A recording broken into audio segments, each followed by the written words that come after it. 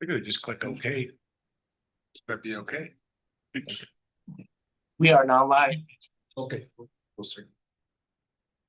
All right, thank you. We'll get started again. Welcome to the Gallup City Council special meeting Monday, June 29th, 2026 at 12 p.m. noon, City Council chambers. With that, we'll start with the roll call. Councilor Garcia. Here. Councilor Yazzie. Here. Councilor Piano. Here. Councilor Molina. Here. Mayor DePaul. Here. The next is the Pledge of Allegiance, but I wanted to tell everybody that this weekend we had a longtime Gallup resident pass away, Joe Zecca. He was a veteran. He owned American Bar. Their family's been here for almost the same time as my family, about 120 years. Good people. His dad was actually a state senator at one time. But anyway, when we're saying the Pledge of Allegiance, I just want you guys to keep his name in mind. I pledge allegiance to the flag of the United States of America and to the republic for which it stands, one nation, under God, indivisible, with liberty and justice.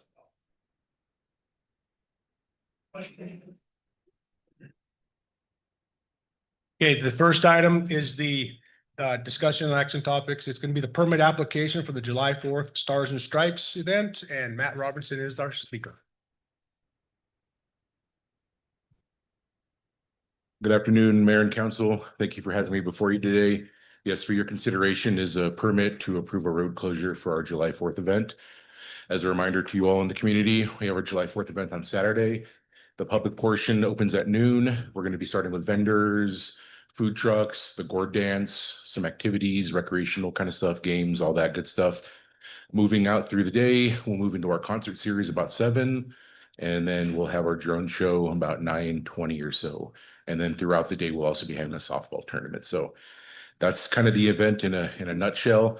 But we are here before you today to have authorization for our road closure on Park Avenue between Zuni Road and 4th Street. And with that, I'll stand for any questions. Well, thanks, Matt. That very important event, 4th of July, 250th for our nation, 100th year for the Route 66. Anyway, at what time does it start again? The public portion begins at noon. The road closure itself begins about 6, 7 o'clock in the morning. 6 o'clock. Okay. Yes, sir. All right. And Thank you. Yes, Councilor, Mayor, Council, there is no charge for entrance and there's no parking fee. It's completely free across the board. any other questions? Sheila? Yeah, I have a question. So this means that people have to enter off of 602. And will there be signs up on 2nd Street noting that people should go around to the other entrance? Mayor, Council, yes, historically, we have traffic control plans in place to let people know what detours are and what areas are closed and accessible or not. Okay, So, so this is the same closure that we did last year. Mayor, Council, yes, that's correct. Okay, thank you. That, we have a motion. Motion to approve the permit application for the July 4th Stars and Stripes. Second. Councilor Yazzie. Yes. Councilor Garcia. Yes. Councilor Piano. Yes. Councilor Molina. Yes. Mayor DePaul. Yes. Thank you.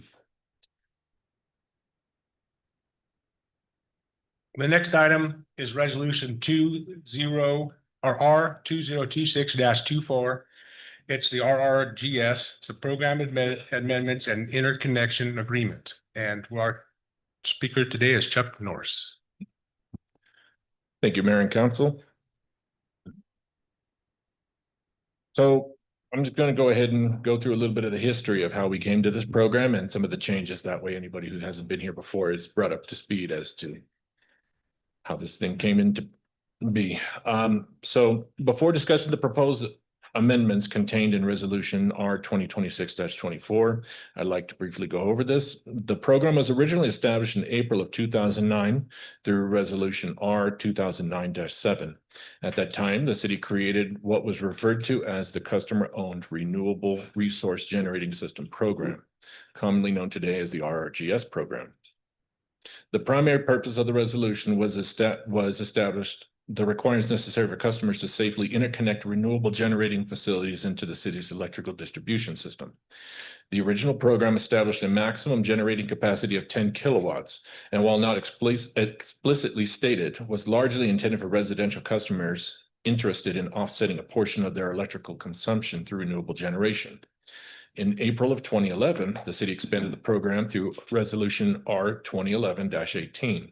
This amendment allowed governmental operated facilities to participate in the RRGS program and increase the allowable system size for those facilities up to 75 kilowatts. This effectively established the participant categories: residential customers with a maximum system size of 10, and the government facilities with the maximum system size of 75. While these early resolutions established a framework for participation, many of the technical and administrative standards necessary to consistently evaluate applications were not specifically addressed.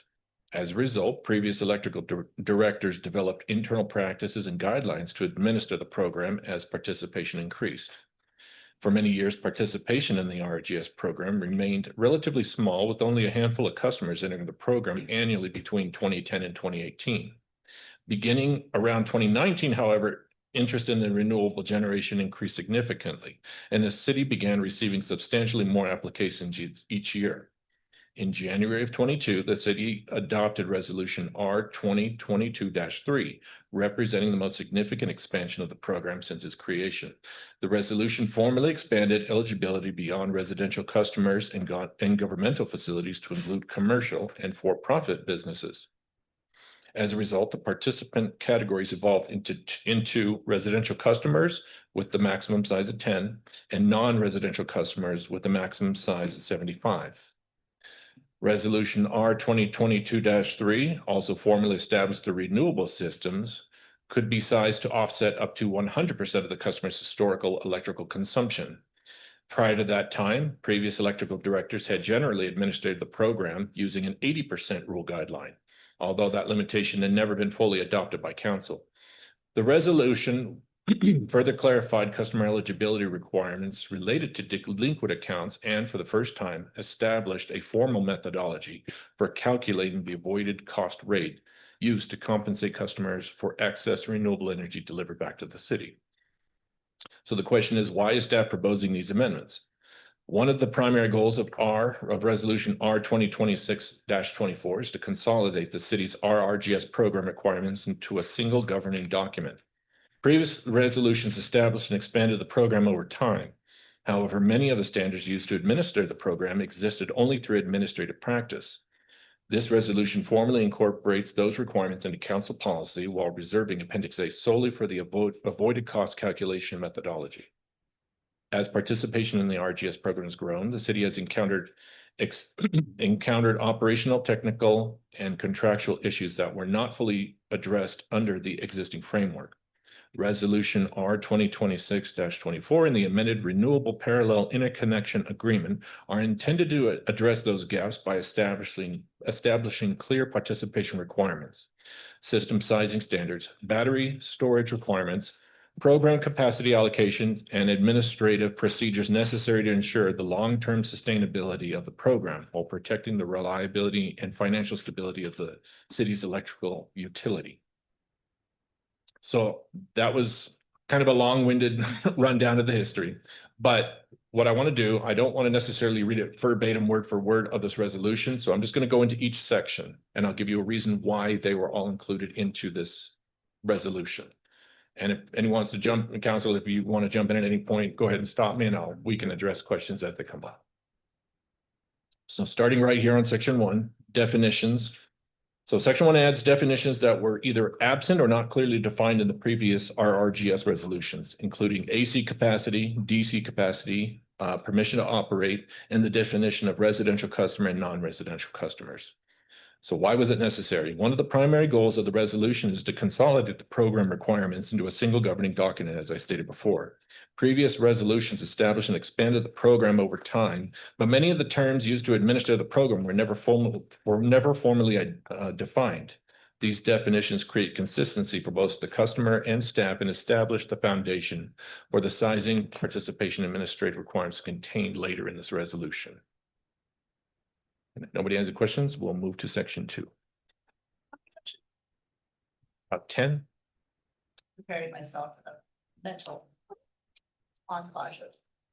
Of what's coming. I'll try and move quickly. That one seemed good, that one seemed self-explanatory. Yeah. So moving on to section 2, custom participation limitation. Participation is limited to one RRGS agreement per customer, regardless of the number of service accounts, facilities, buildings, or utility meters under common ownership. So why was this necessary? The existing program language effectively tied participation to individual utility meters. As commercial participation increased, staff began receiving requests from customers with multiple buildings and multiple electric meters who wished to install separate generation systems at each location. While each individual system complied with a 75 kilowatt limitation, the combined generation capacity could exceed the intended limits of the program. This amendment ensures the limits apply to the customer as a whole rather than each individual meter. It also helps preserve available program capacity by preserving a small number of customers from utilizing a disproportionate share of the program, and ensures participation opportunities remain available to the broader range of customers. Mr. Norris, can I stop you for a second? Can you Yes. explain that about capacity and why there's a limited capacity? Sure. I'll explain in more detail as we get into the other sections, but I can briefly go over it real quick. So basically, when it was originally started, this program under the Continental Divide and the PNM power purchase agreements, they had no provisions to where our load ended up. Now with Guzman Energy's contract, we are effectively following a month per month forecast for the next 15 years. And so if we deviate below that, so the more people that jump onto this generating program of ours, if they start bringing our total load below 15% of what our forecast is, we are going to get hit with what's called a shortfall load charge. So basically, our power provider goes and gets us what they expect our load's going to be. And if we fall below that, we're required to pay that back to them under a specific charge. So we have to make sure that the program now has a very specific limit as to what its capacity is able to be generated. So we want to make sure that everyone plays fair. So we don't want to see the entire amount of the allocated capacity drained by, let's say, a bunch of commercial customers, when effectively this was intended more for the customers and the residents. So we're trying to basically preserve and protect that. So we're obligated to buy so much power from Guzman Correct. annually, right? Correct. Is it annually or Monthly. monthly or monthly? They're checked monthly when we Monthly. pay our bills to them. Mhm. So essentially, if Gallup has too many solar powered customers, then we don't buy our projected load, and then we We get hit with a fee. it's from Guzman. Okay. Correct. And just, okay. But the projection, we'll know the projection for Guzman, right? If we have more and more solar production, and we know our projection, we just reduce our projection. There's no penalty if we give them the correct projection, right? There's not a Correct. minimum. Right, but they have to agree to what it is that we're asking for. So if we want to change the forecast, we have to have a meeting with them. We have to discuss it. We have to provide justification for changing that forecast. It's not just automatically given. Question here too. So just on that, you said it's limited per customer, not per site. So I know it's more for residential, not for corporate, but I mean, so essentially you're kind of penalized if you have multiple, businesses. It's not, I don't want it to be viewed as we're penalizing them as so much we're reserving capacity, which was originally intended for the residential customers. So most residential customers have 1 meter per house. So we want that to be fair as far as the people who apply for the program. Commercial customers can have all kinds of meters on one lot. So we want to make sure that that is seen as not an interconnection of a renewable source per meter, as it is per customer. So we're kind of tightening it up. I wasn't thinking that there's not one lot. I was thinking like one business would have 1 meter, but you're saying they could have multiple, so that it makes it unfair. I understand. Yeah, that's why we changed and we put that verbiage in there to kind of protect it. Okay. Okay, moving on here to section 3. This is maximum system size. The section maintains the existing participation limits of 10 kilowatts AC for residential customers and 75 kilowatts AC for non-residential customers. So why was this necessary? These limits have existed in previous versions of the program and have generally worked well. By specifically identifying system size in AC capacity, this resolution creates consistency with industrial standards and establishes a clear distinction between AC capacity and DC capacity, which becomes important when evaluating solar system sizing and inverter loading ratios.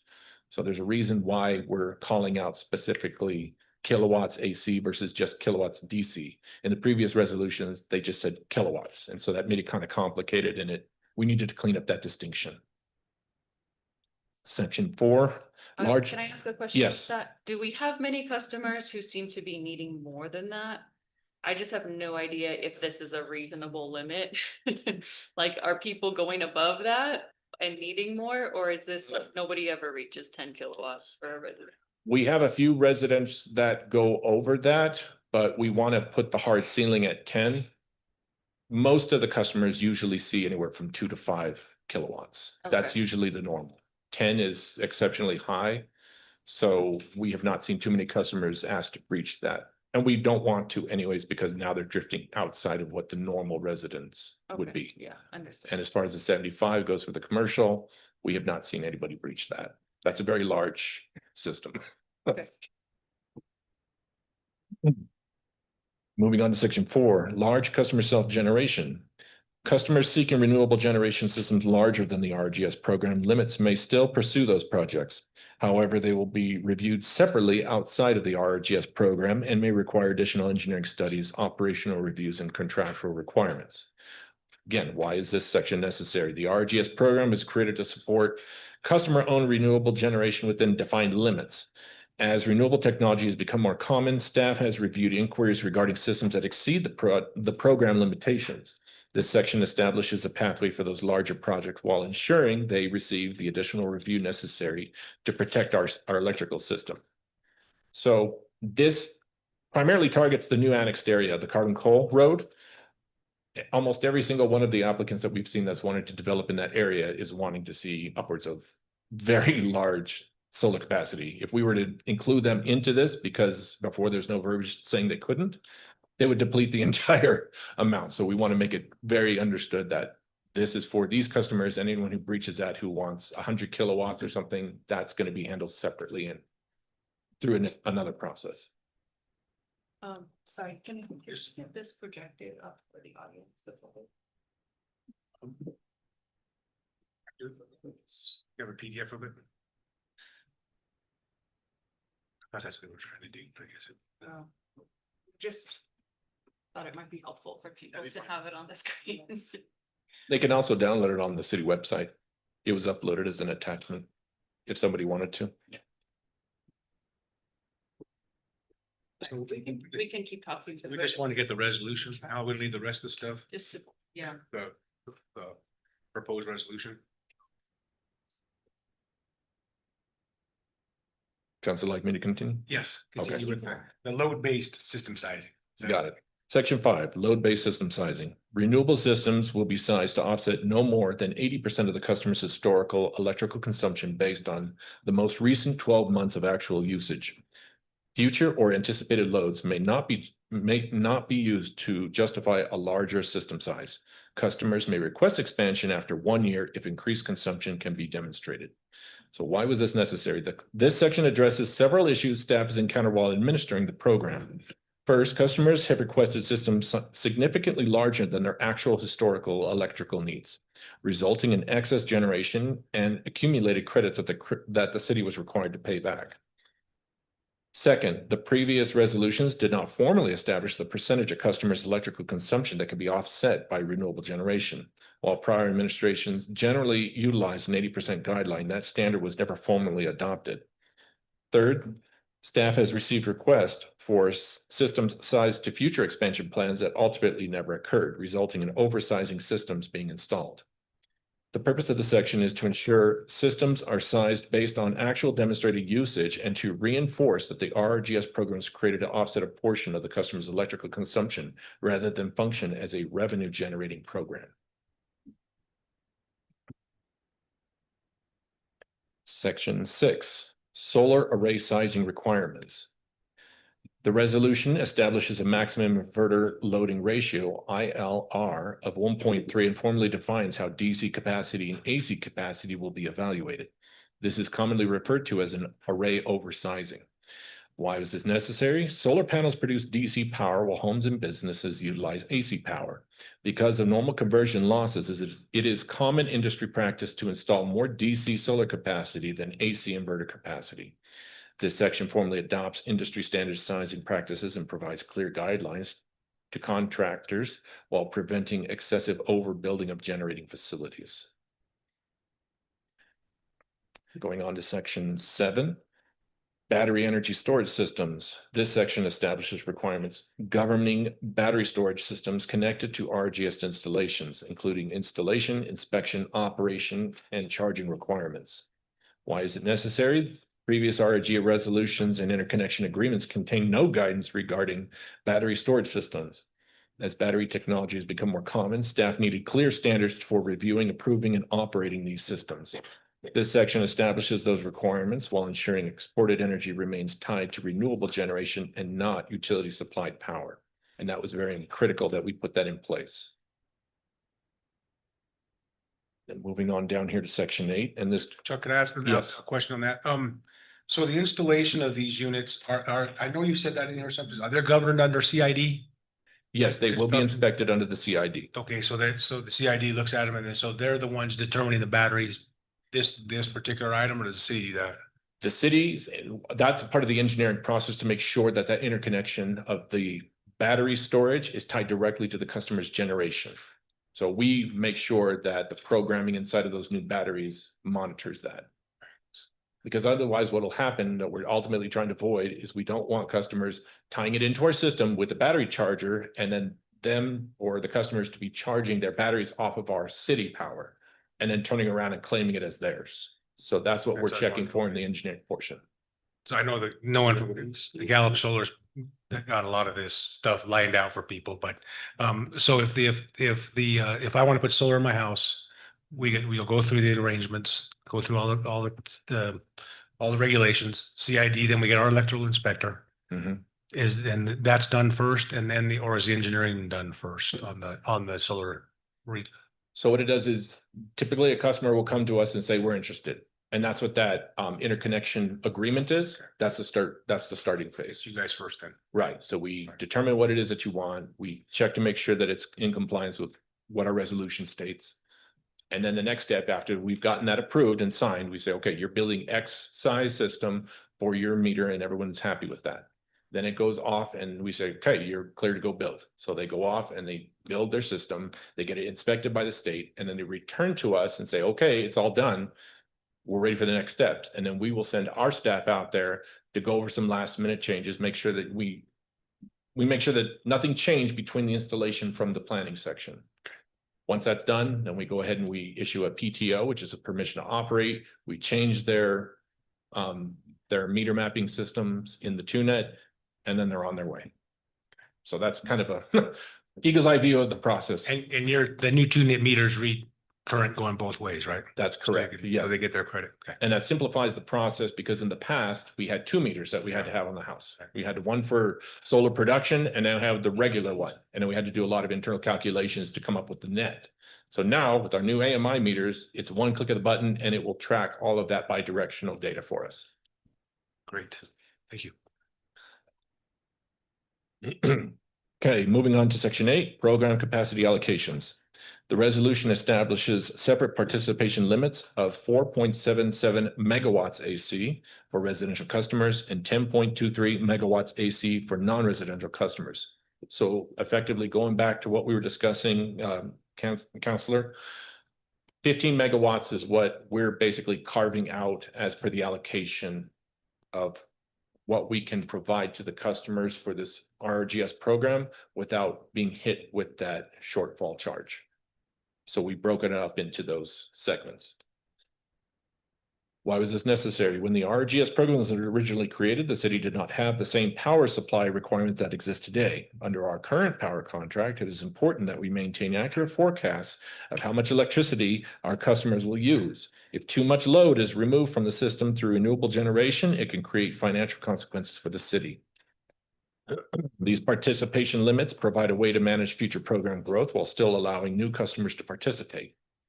So currently, we have about 130 residential customers on this program, and their allocation is about 17% of the overall usage. So there's plenty of room for them to continue to apply for the program if they're interested.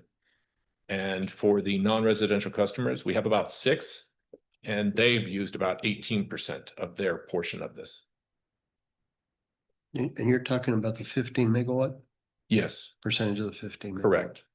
Now, we didn't just say one big pool for residents and non-residents. We actually cut it in half so that we have the residents are reserved a fixed amount. Okay, and then we're getting here to the close. Section 9, the administration. So basically, this section formally identifies the electric department director, which is me, but it could be someone else in the future, as the administration of the RRGS program, and authorizes the establishment of technical and engineering requirements necessary to implement the program. And we're doing this because previous resolutions contained limited administrative direction. This section formally establishes responsibility for program administration and provides authority to address future technical and operational issues as they arise. And then the last one here, the grandfathering. I don't feel I should need to go over this, but basically it protects people who have already been established in the program with their PTOs. They won't be negatively affected by this. So this will be for future applicants moving forward. And then lastly, we have the Appendix A, which is attached, which is the avoided cost methodology. And I don't know if you want me to go into those details, but it's there, and it just shows how we come to that avoided cost number at the end of the year for the BIDRAC. Maybe it would be, Chuck, it would be good if you could just explain it, what the avoided cost Sure. means and how people can, because maybe the more people may become interested in putting solar panels up after with this presentation. Here, let me pull it up real quick. Give me a second. Never know. So the avoided cost methodology, basically what it comes to is the bottom line, what we pay back for kilowatt hours if the account is in excess. If you're in positive excess of your net, that amount at the end of the year is basically what gets credited back to your account at the end of the year, around January, I think, of the first of the year. And then it resets whatever bank that customer has had. So it goes back to zero. It's applied to the customer's account at the beginning of the year, and it starts all over again. So, clarifying question, so if they use solar and then they didn't have, if they, whatever excess they had that they did use in power, that's what it's based on. I understand, I don't really understand how this works, but I obviously am not under this program, so. That's fair. Could love with you. Sure. So, okay, let's say there's really good generating months of the year, starting in April, May, June, July, August. Those are when solar systems usually are up, producing as much as they can. And then if people really don't use a whole lot of power during the day and they manage their load at night, they will have a net positive of their generation. So they'll be up and they'll be banking. So every month, anything that's not used by them that they've generated creates a bank. That's an excess. And so it sits in their account in a bank. And every month it adds up and adds up. Now, some months they are in a net negative. So that means that they've used more than they generated. And so then they don't bank any of those credits. And so then at the end of the year, whatever they have left over is what gets paid out to it gets credited to their account. In addition to the months where they were generating and they generated more than they were using, they also get paid out at the end of the year through this bank system. Okay, so they're not just getting paid out through like the credits, they're actually being paid hard cash. No, it's credited to the account. Just So hard cash would be more enticing, but all right. true, but it's not set up that way. So currently, no one receives payments from the city. Not unless I believe they are closing their accounts and there was something left over, then I think there's an actual payout, but for that, I'll have to refer to the finance department to see how that's managed. But that avoided cost basically calculates price per kilowatt hour. So it's usually anywhere from 2 to 4 cents per kilowatt hour, which is much less than what they buy from the city. And do we have any way of enforcing that battery charging clause? That would we know if somebody was charging their? Our staff's pretty well versed and can find out if it's not set up the way that we are telling them to have it set up. But if it is discovered later, we can terminate them from the program if we find out and discover it later. So just because it doesn't get caught maybe in the beginning when you do an initial walkthrough, if it is discovered later, this basically this resolution essentially allows us to say, you're kind of cheating from the program, so you're going to have to be removed. So there's teeth in place to where we can enforce it, yes. Well, thank you. Chuck, any more questions? Any further questions? Can we ask for public comment on this? Chuck, Yes. what are we paying to buy back power? Do you have a price? A price? I know there's a formula here, but what does it come up to? I think last year it came out to 4.2 cents a kilowatt hour. Okay, 4.2.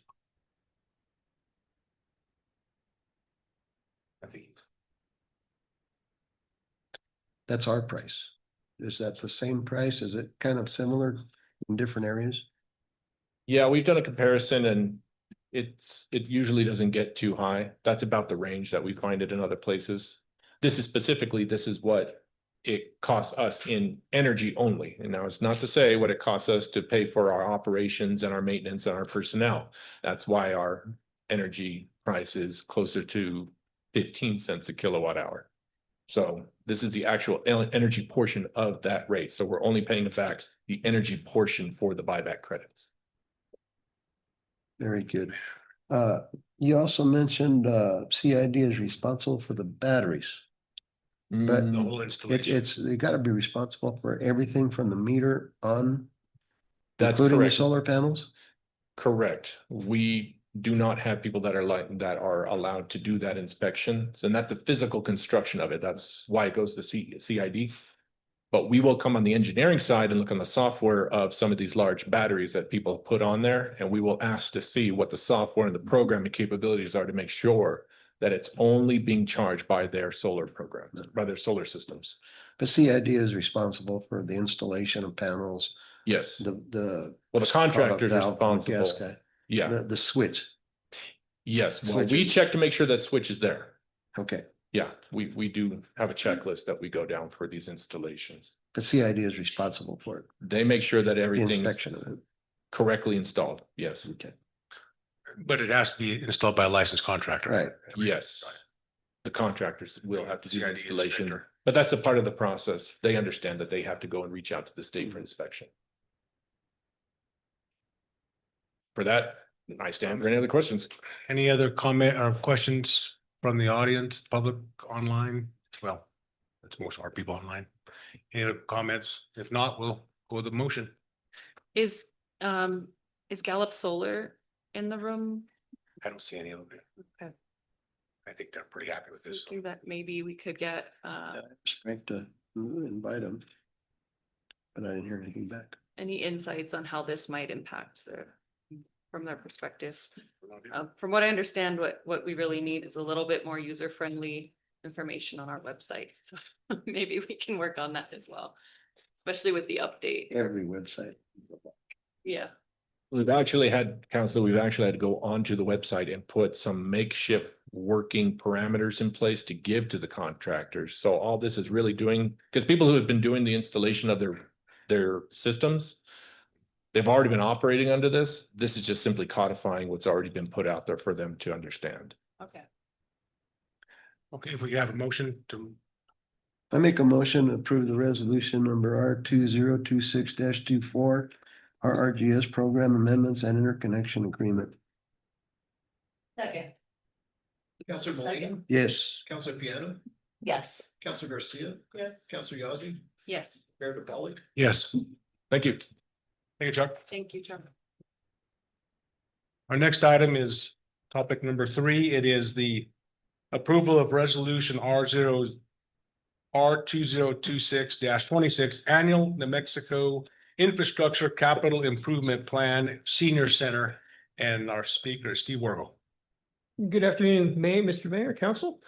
We are here to get approval for our ICIP, Infrastructure Capital Improvement Plan, which is basically a 5-year plan on what we're going to be utilizing ICIP funds for between fiscal year 27 to 32. Fiscal year 27, this plan, like I said, it's a 5-year plan. And as it states in the second paragraph, the costs are not exact. These are basically just basic general estimates as the project is planned and programmed and designed ultimately for what we foresee we may need in the future over that 5-year plan. For fiscal year 27, we are looking at furnishings for the new senior center, as we're not sure how far the money we have allocated for the senior center is going to be stretched. And when you look at the senior center, and actually there's a meeting tomorrow at 10. If you have personal care equipment like the hard hat and what have you, you can please come by the senior center and walk through it. They made great progress on it. We start at 10 tomorrow. Alicia Keegan and I will be there. And you could see where the progress lies. But with the money that we currently have allocated for the senior center, we don't know if it's going to stretch into things like, we have a reading room, for example. We don't have bookshelves for a reading room.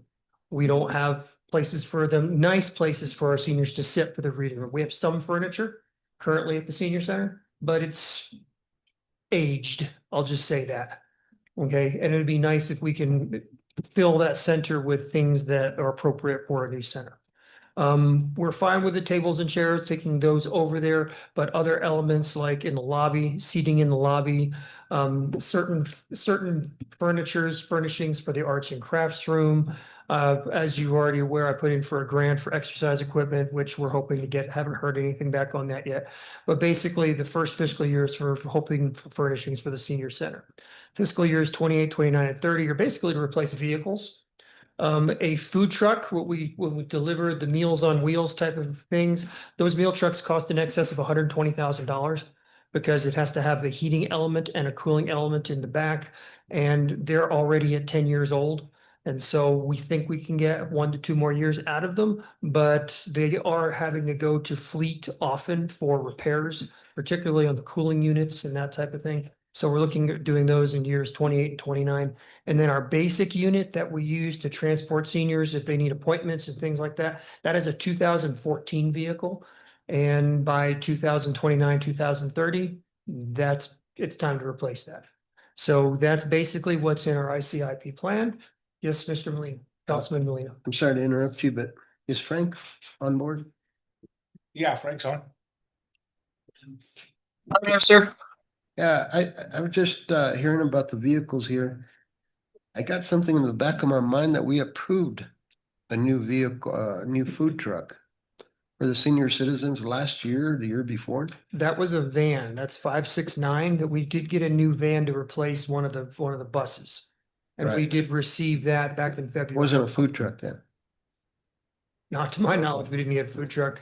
Frank, No, sir, it was a passenger vehicle for transporting people. all right. It's Very a 14 passenger van.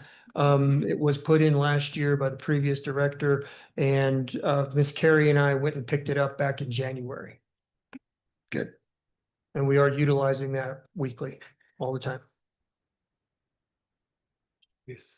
Frank, I have a question for you. This is Councilor Garcia. Can we, mayor and councilors, use our discretionary fund to help in any way for some of the lists that they have at the senior center? Of course. I will say that I've worked with Miss Santiago on this, the police, if you can help me with this a little bit. New police station was funded in a similar fashion, is that correct? Good Yes, go ahead. afternoon, Mayor and Council. A couple of years ago, Chief Pablo had gone to the legislative session and had requested money from, I believe it was Senator Pinto. She had designated money and had given money to the police department to furnish their building. which currently they are gonna get furniture, hopefully within the next 2 to 4 weeks. The order was placed prior to, price increase. So we're hoping that with, the ICIP that, we could approach, the legislators to, provide additional funding for our senior center. One of the things I did want to add is that for this item and also for the next one that Keegan will be speaking of, the ICIP is not we're not seeking any funding. All this is strictly a planning tool. And what happens is that a lot of times the legislators will look at this list and they'll say, is it on the ICIP? And I know at the last legislative session that we had done with the COG at the county, that the governor is also looking at this list. So your projects need to be on this list in order for them to possibly fund it a lot of times. Thank you. Al, could you put it up on the screen? The ICIP for the seniors, then also we'll do the ICIP when we get to the next item. Yes, please. So. Thank you, Alicia. Yeah, actually, I think that's great comment, but my question kind of regarding that too is, and maybe I'm missing something. So in this ICP current priorities, I realize we're going into the next fiscal year, but it's not showing 2027 with the furniture. So then how does that work? Whether you're saying like it should be on the list so that state reps and centers can see the list, but it's not showing 27. So Counselor Piano, this list is, so the state, they always work a fiscal year ahead. Oh, So everything that was on 27, we had approved last year. It was in last year's ICIP. So our ICIP, just so, and I know my family gets confused when I'm working on the two of them. So our ICIP, the infrastructural capital, is the state's plan. When we all sat in the session with you all for the CIP, that's the city's plan. And that one goes out 10 years. This with the state is for 5 years of planning. So for the CIP, for the city plan for 2027 fiscal year, you're saying you're looking at furniture, which we haven't received. So that's not for the state, that's for the city is what you're saying, I'm guessing. And then because I just can't remember, remind me how much was that anticipated cost? No, for 2027, it's not, there's no furniture there. So you're saying, because you just said the furniture was for 2027, so for 2028, you have $725,000 worth of cost, but none of those are furniture, right? Or is this? Oh, there is on this sheet, I'm confused about for the senior center. Priority number 4 is the furnishings, and we're looking at year 1 for 250,000. So realistically, when they go into legislative next round, they'll actually be looking at this list. I see, I missed that, okay, yes, thank you, I missed that furnishing, okay, because I thought, see, that's it's furnishings for 2027, so I see that, so all of these will be for 2028, and that's a pretty large, I mean, it's almost $1 million in what we're trying to get, right? So, I mean, I understand you may not get it, you're just having it on there just in case, so they can see what your priorities are, right? Exactly, Okay. yes. And I'm just gonna add something to probably confuse you all. So the way we think of the fiscal years is that right now we're in fiscal year 26. It ends tomorrow. Right, We start fiscal year 27, so you have to remember, you have 6 months of 1 year, and then you move into another year. The year that we call it is the ending June. So I think this actually needs to say that the start date is July 1st, 2027. yes. And I think that's your confusion. And Yes. so it will be fiscal year 28. But It it starts. So I think that's part of the confusion. So right now, we're finishing up fiscal year 26. On Wednesday, we'll start fiscal year 27.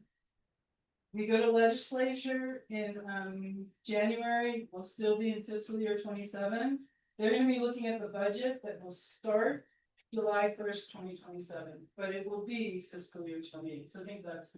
Yeah, that actually was you thought that was gonna be more confusing, but actually that's helpful for me, cause I think that's helpful, cause 6 months, you're Yeah. in 2 years, think of the year you're calling it, is the year that June is in, and you're ending. yeah, no, that's actually, July 1st, that's helpful, June thanks. 30th. So counselors, if you'd like, prior to submission, I could go ahead and make sure that all of those dates are changed.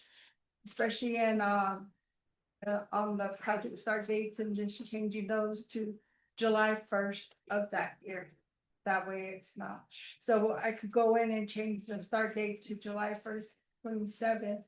That way we know that that's the fiscal year that we're on. If you would like me to make that amendment. I mean, all of the items would be the same, but see on the column. So you have the start date in there at 7/1/28. 28. So you want to change that to 27? I could change that to 27. probably better do that. 28, 29, Okay. 30. Yeah, that'd be it's really great. starting 27, not Sure. July, cause then that would be fiscal year 2029, is that? Sure, and I can make that, change. Not, Thank you. not changing the priority, but actually changing the start date of the project. And the same would hold true with the list that Keegan has. Okay, any other Right, questions?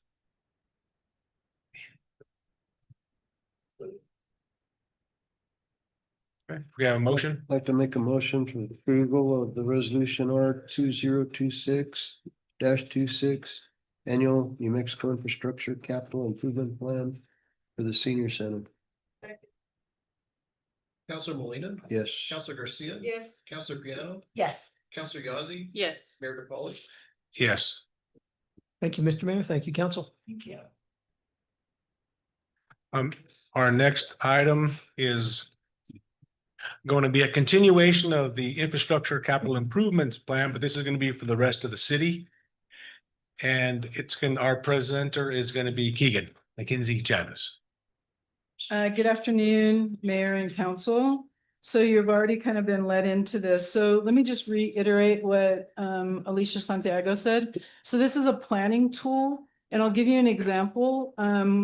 We did a grant, a matching grant for the Playground of Dreams. And on the questionnaire for the matching grant, it actually states, is your project on the ICIP?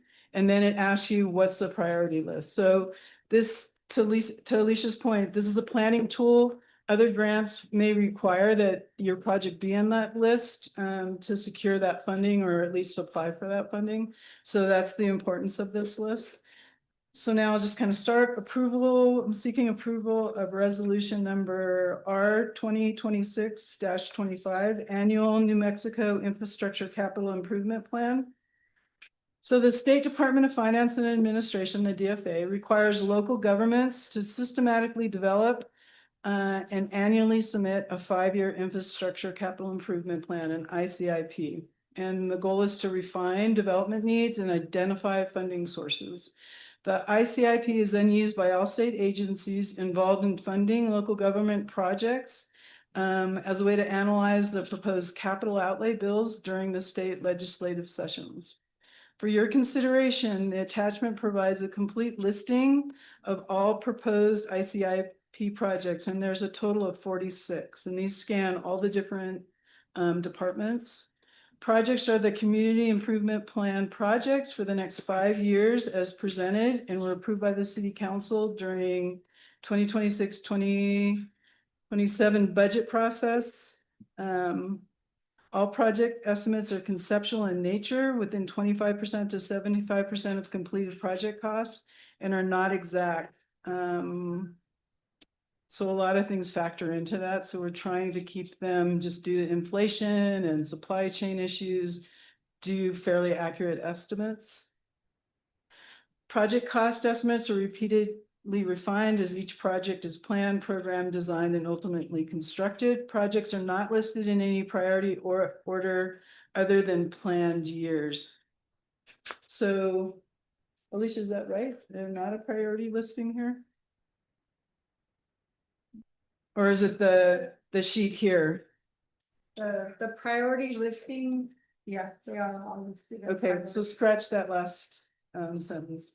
Okay, so last DFA will no longer allow any changes after submission and before the state legislative convenes. So staff needs city council's approval. Let's see. So tentative identification of the, I'm gonna say fiscal year 27. I'm gonna correct that right there. Top 5 legislative priorities and approval of the projects as listed in the form of a resolution. Attachment C. Is it fiscal year 28? Okay.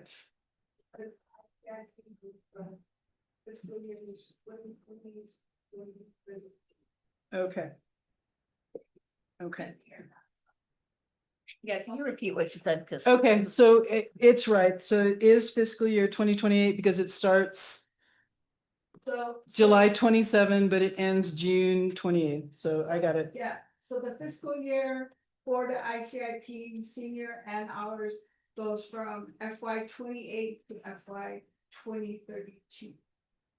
So that date, again, that where it says start date 7/1/28 will be changed to 7/1/27. Right. That was a mistake. But it is fiscal year That's 28. fiscal year. Back to my original Let's explanation. just vote to change this to a calendar year, it'd be so much easier. I'm just kidding. I'm up for that. That sounds really good. Fed. All right, so let me get back on, there's no direct impact on the city's budget. However, the state ICIP may be used as a consideration by the governor, state agencies, and other state legislature in their grant approval process. State staff recommends that the council identify the city's top 5 tentative projects for legislative funding as a starting point for the city council's discussion. Staff proposes for the city council's consideration the following top 5 projects. Number 1, distribution system upgrades, replace cast iron lines and valves. Number 2, wastewater treatment plant improvements, solid process and reuse filtration. Number 3, new airport terminal, free trade zone, CRE, I'm not sure the acronym for that, and what is that one? Custom. Okay.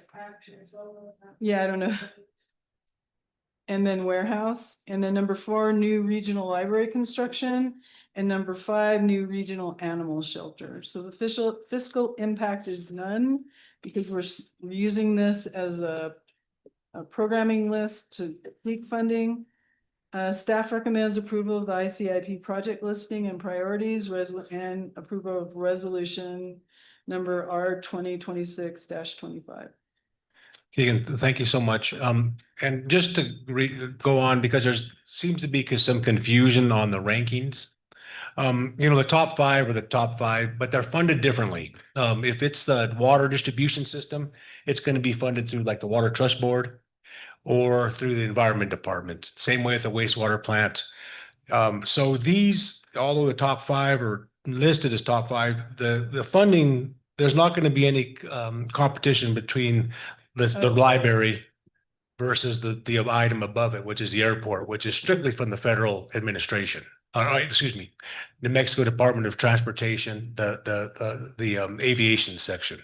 Or So the go ahead, animal go ahead. shelter, right? And the animal shelter, the animal shelter, I believe, is Health and Human Services and different. Right, and there's USDA has some funding, so But those come from different agencies. Yeah, and even, and the ICIP, the Fed does look at it also just as much as the state. So the funding, these top 5, and most of these aren't even can compete against each other until you get into later years. So the funding are separate fundings. I just want to make everybody point that out to everybody with that. And with any other questions from council? Mr. Mayor, this is Frank. I just wanted to emphasize, I appreciate you saying what you said. When we go to Santa Fe, we're lobbying equally for usually stuff within the top 10, where the top 5, they're going to look at closer. And we're going up equally looking for money for the library, just as much as the wastewater treatment plant, et cetera. Just people need to be aware that there's organized systems for roads, waters. There's already organized programs, but there's not a program for libraries at the state level or animal shelters. So we are having to lobby it. It just at a different level, I will say, but we're going up there equally for all of these. And I just really wanted to emphasize that.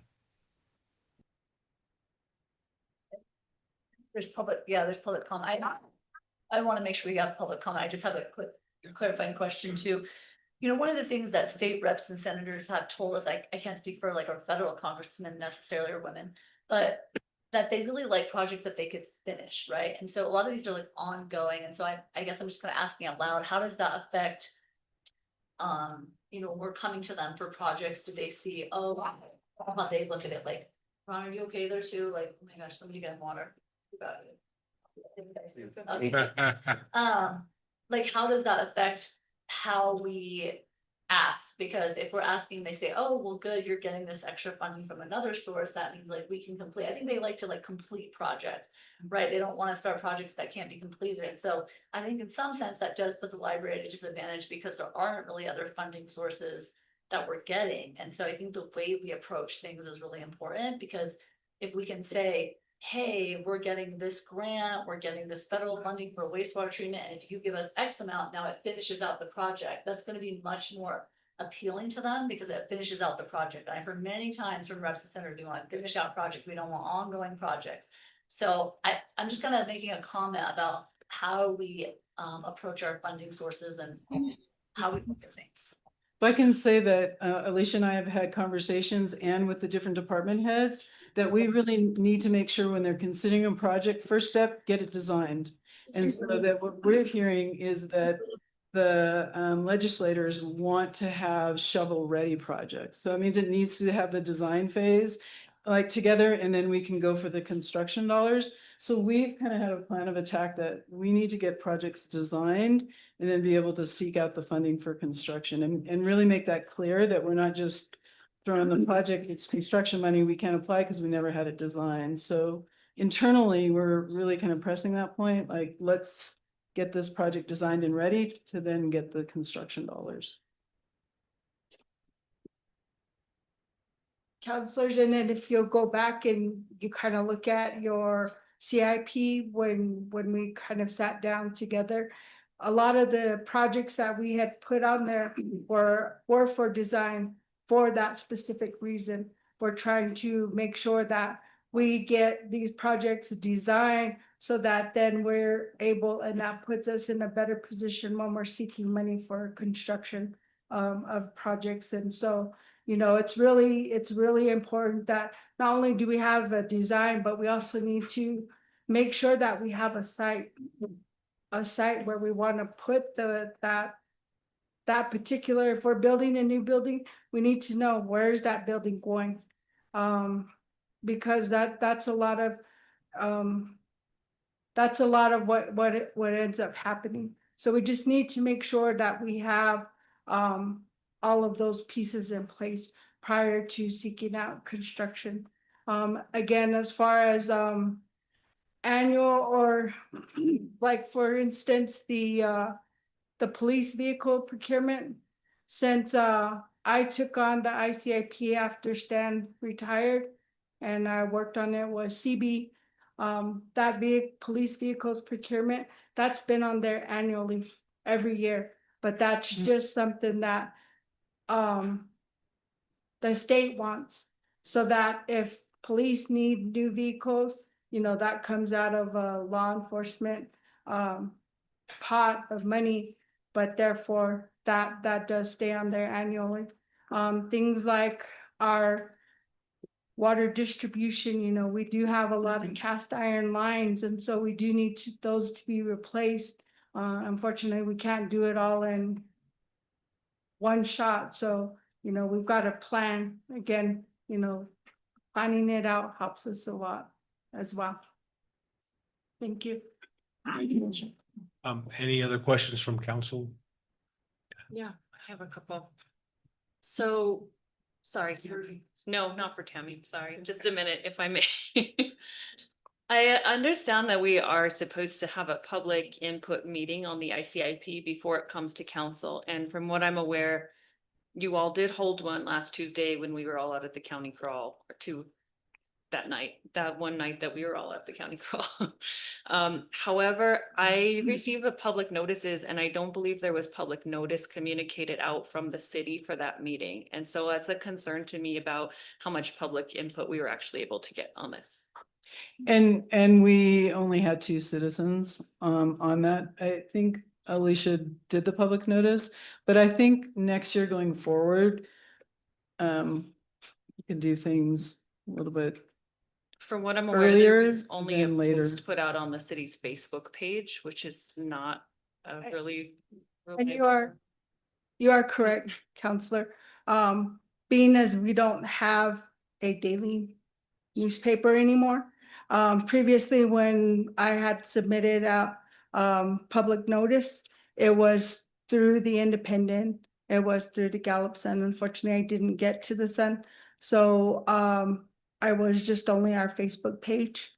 But normally, yes, it would have gotten out to the Independent in prior years, only being that we don't have a newspaper source. You're limited in as far as how you're gonna get the notice out and do the best you can. But we do have several citizens subscribed to the city alerts, and that's what I was looking for. That's kind of what I'm concerned about. It seems like it didn't get to the clerk's office to be put out in the city email and text alerts that tell everybody about the upcoming meetings. And I don't know if that's just because you guys were rushed and trying to do it before the deadline, but that I think it's really important that people be able to participate in that and know that it's coming up for those who are interested in speaking to the ICIP. Okay, and as far I just became aware of this whole new process as far as what needs to get approved by Al's office. So all I did was submit to Matt to put it on our Facebook page. Wasn't aware as far as the text messages for the city's alert. I do get the text messages for emergency through the county. I've never received anything as far as, I didn't know we had one, basically. I wasn't aware that the city had a text message alert, so that'll be something I look into. So we did try to get it out as best as we could to the public, being as this year was a different type of way of trying to notify the public. I know that also, Counselor, when Keegan did have her public meeting, unfortunately, there wasn't a huge turnout like we had seen previously, but she did take this information for public input and Okay. did post it at That was the that one on meeting. June 17th. Yes, On the yes. following day after. yes. We had a small group, but to your point, I totally agree. I think we need to hit this a month or 2 in advance, and we need to have more opportunities. So really kind of working on creating a calendar where these things are laid out a month to 2 in advance. And so that is my goal, that we're not rushing and always hitting kind of deadlines. And so the public has more time, and also utilizing, I mean, the community meet and greets, they haven't had a huge turnout, but I'm thinking, the more we get in the practice of doing them, we can use those events for all of these things. So just patience and just continually having those, I think that'll be another forum. But I agree with you 100%. We need stuff to be on calendars and notification for a month in advance before we do any of these. The CIP, the ICIP, our budget hearings, all of that needs to be held differently in this next go around. Thank you. So thank you. Yeah, and my last comment is that while I understand that these are from non-competing funding sources and we are applying for all of them together everywhere, I also heard Keegan say that, one of the questions on the application for the Playground of Dreams was what number on your Yeah. list is it? And that people do want to see, funders do want to see what priorities these are.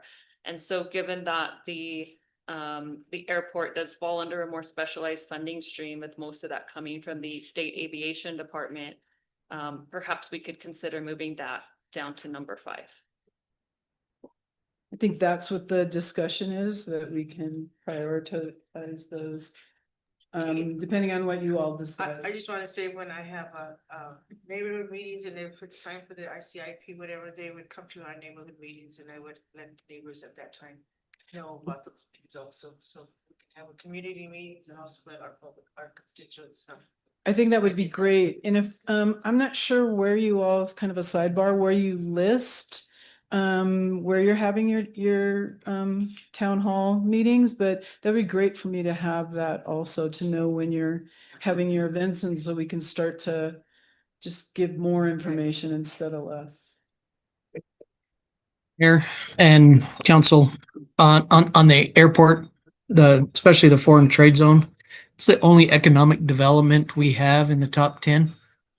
I would hate to move it anywhere down. That is, again, the only economic development that is going to be the future to driving any of the social programs that we will have in the future. That's right. I agree. That airport's an important project for Gallup in general. They're all important. They're all important. Mayor and City Council, may I address you now? I just want to remind you of the history of the library. Not only has this been an ongoing conversation for over 20 years, but the selected site between the 2nd and 3rd in Maloney was approved by City Council February 9th, 2021. The Library Advisory Board presented to the City Council on June 20th, 2023. The concept design for the new regional library was approved by the City Council January 16th, 2024. The library director, myself, I guess I didn't introduce myself, Tammy Moe, library director, was asked by the city manager to identify an alternative site for the new regional library, and this was presented to the Library Advisory Board on April 28th, 2025. The capital campaign for the new regional library was approved by the City Council May 27th, 2025. Capital Campaign Subcommittee was formed by the Library Advisory Board July 29th, 2025. A site selection subcommittee was formed by the Library Advisory Board in December of 2025. The committee met twice in January 2026. The Library Advisory Board met with the city manager and planning and development director January 26, 2026 to discuss 4 possible alternative sites for the new regional library. It appears that the City Council was not involved in the decision to deem the approved site as unviable. The Library Advisory Board is not aware of this issue going before the City Council. Instead, the decision appears to have been made administratively based on the following rationale. The site conflicted with other projects, being the Reconnecting Community Study that is attempting to raise the rail crossing for pedestrian vehicle safety. If it goes through, the building in that area would be demolished. But that explanation did not align with the lab's understanding of the Reconnecting Communities pilot grant program, the City of Gallup 2nd and 3rd Street Crossing Community Planning Project, or with the changes proposed by BNSF Railroad and the New Mexico Department of Transportation. So I can go on, but I want you to know or remind you that you've been involved in this conversation all along. All of these things were not a problem until now. And continues to be this discussion about whether we have a design or not. So we have a concept design. And as Keegan just spoke about, this list, the ICIP list is conceptual in nature. So there are a lot of people here who showed up today who would like to voice some comment if you would listen to the public about the public library. I invite you to speak up.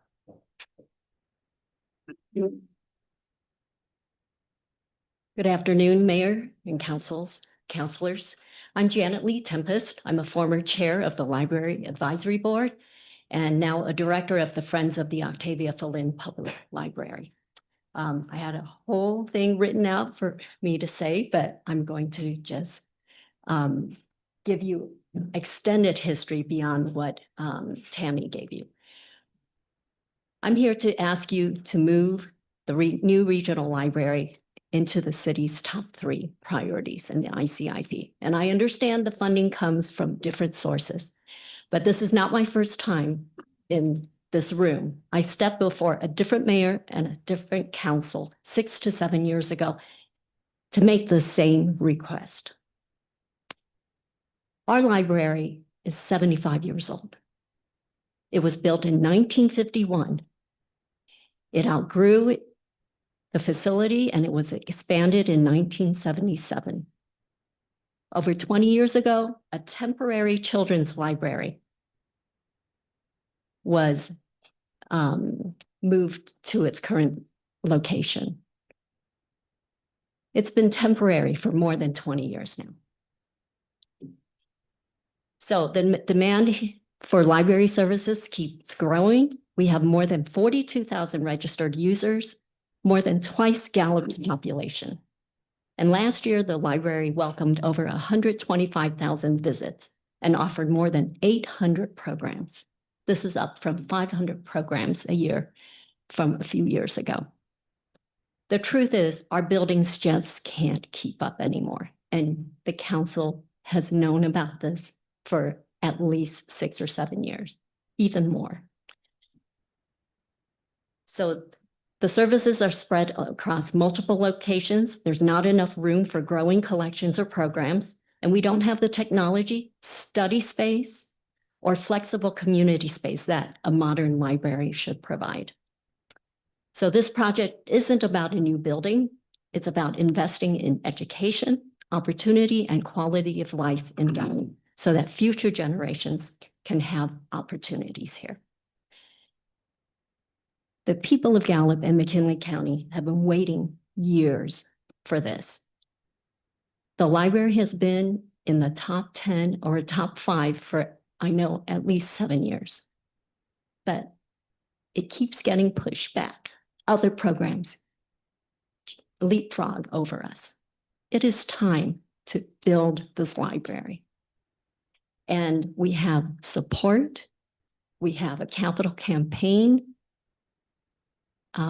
that's ready to go. And we just ask for you to advocate for this stronger when you go to the state legislature. Thank you. I appreciate your time and your service. Thank you, Janet. Mr. Mayor, City Councilors, my name is Rose Eason, and I am also here today to urge you to prioritize a new regional library within the city's ICIP plan and within its plans generally. And I just want to note that not having a public meeting on the ICIP plan is no small thing. The state requires one. Not only did the city not provide public notice, Facebook is not a public platform. It only provided notice 24 hours in advance of the meeting time, and it didn't publish a draft plan with that meeting announcement. So we didn't get reasonable advance public notice, and we didn't get a draft to review. And therefore, there has been no public meeting. And the city is in violation of the state requirement. And I don't know that this ICIP plan is valid for that reason. Now we're being given the opportunity to weigh in at the 11th hour, 2 days before the plan is due at a meeting that's in the middle of the workday. But there is a strong showing of public support for the library today. And I believe there is a consensus in the city that we are long overdue for a new regional library. As Janet mentioned, the demand is clear. Given the number of users and public program participants at the library, we've maxed out our infrastructure. And I also disagree that the library is not economic development. It's key to the quality of life here, which is key to attracting businesses and workforce. It also does a lot to support small businesses. I just talked to an artist the other day about where she could use a printer to fill out an application for a grant. So the library is economic development. Thinking otherwise is utilizing too narrow a definition of economic development. And so I really urge you to put it in the top 3, if not the top spot. I also have been to Santa Fe with you all, or on my own, but while you all have been there the last 5 or 6 years, I've never seen the city advocate for anything that's not in the top 3. I just haven't seen it in the published material that goes out to all the legislators. So I really agree with Janet and the other folks in the room and the rest of the city that the library deserves to be in that spot. We, the public, deserve it to be in that spot. And the future of Gallup kind of rests on you guys taking a broader approach to economic development in this manner. Thank you. Mayor, are we in violation of public comment on this? If we are, we probably need to. This is an action item, so as in a regular meeting on an action item, you can take public comment on the item. But did we give enough time? is the question. That's what I'm hearing from everybody. For the We have ICIP. not promoted it, For the ICIP. right? It was published on Friday. Yeah, actually, okay, for the ICIP meetings with the public. Are we talking about those public meetings? I'm hearing that we're supposed to have a public meeting. How many days are we supposed to advertise it? Did I hear? Well, those meetings, I'm not sure what the publication requirement is.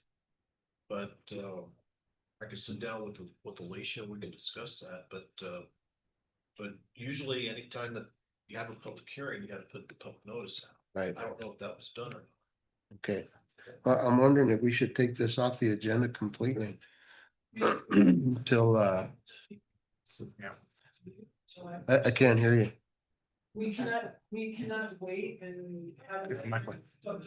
We can go to the microphone. So I'll go ahead again. So The list is due July 1st. Alicia has to turn it in on July 1st. Wow. So we're just gonna have to get through it. And then if there's any protests or anything, we'll address those. It's done in a council meeting and the council meeting, it was advertised correctly. So we just need to move on with it and find out what happens. But we have to get a DFA by the 1st because we still want to make sure all these projects are eligible. Pardon me, Mayor, Council. What we can do is if you all, approve today's list, I can reach out to DFA, to my contact who does the ICIP. My understanding is this list doesn't get published until October, November. So once we get the list submitted, as soon as it's submitted, I can reach out to her, ask her, we're always able to make changes to the list, but not add new projects. Now we can reprioritize if you'd like at a later date. But if knowing that the projects that currently are on here are the ones that are going to stay on here.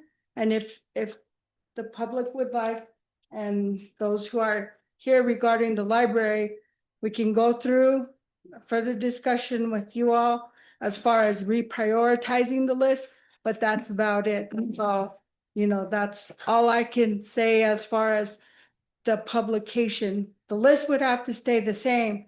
We can't add projects, but if you approve today's list, then we can reprioritize at a different time. But then why can't we prioritize now? Why can't we move something up? Well, I mean, that's all up to you.